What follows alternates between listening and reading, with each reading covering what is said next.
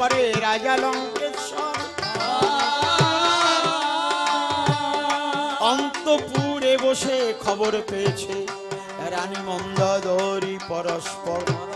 রানী চিন্তা করে, হায় রে হায়, একবার মা সীতাকে এনেছে চুরি করে, আবার যদি মা সীতার অঙ্গে আঘাত করে, স্বর্ণলঙ্কা একে তো ধ্বংস হয়ে যাচ্ছে, আরো ধ্বংস হয়ে যাবে একেবারে। তাই পাগলিনী প্রায় রানী ছোটে ঊর্ধ্বশ্বাসে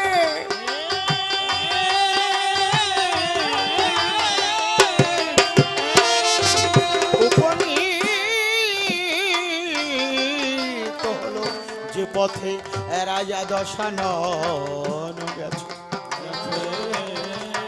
রাজা দশানন গিয়ে রাস্তা দিয়ে খড়গ হাত